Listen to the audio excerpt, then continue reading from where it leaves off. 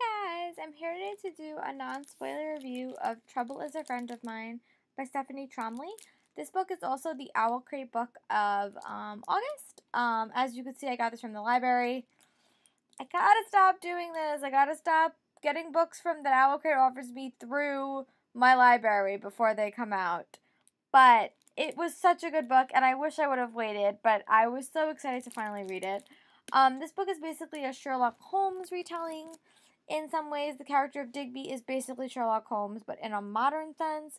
The book is basically told from the perspectives of Zoe, who kind of gets sucked into Digby's life and Digby's mysteries, and they wind up solving several mysteries, actually, but they all kind of go together. But Zoe at the time does not like Digby, but she kind of gets sucked into his world.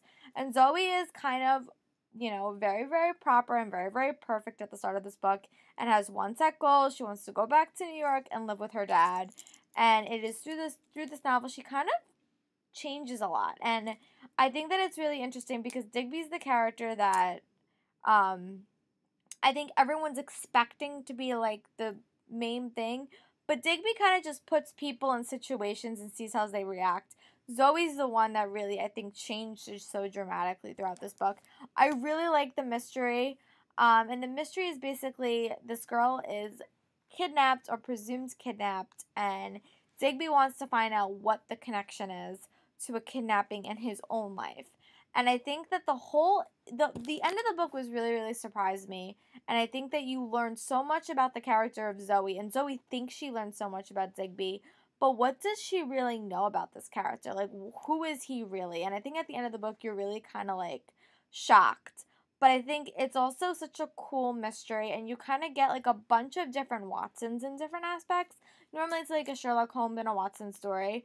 But I think that because Digby is so unique and so different, I think that there's different characters that act as different Watsons in different times of his life. And I think that at the end, they have this little group of characters that kind of all come together and kind of become this ragtag posse.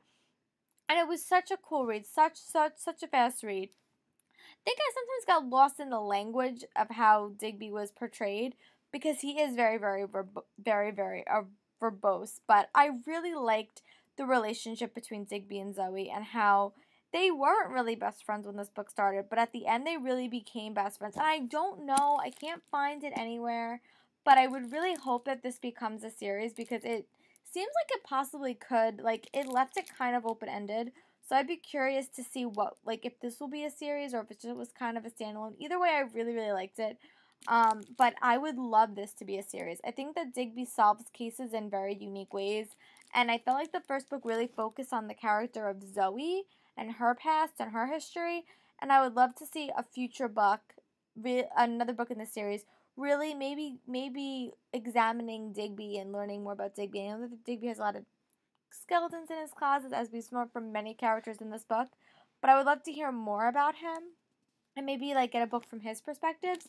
But he is kind of a wild character, and I think that it's kind of sometimes hard to put a book through his perspectives. But I really, really enjoyed it, and I was so happy to read it. It was interesting, and I think that this book really for Zoe focused a lot on self-discovery and kind of coming into her own and coming away from her dad. And I think that, Digby really was able to shine a light on instances in everyone's life that they really weren't all that confident about or secure in, and I think that that was another interesting way of having them deal with their problems.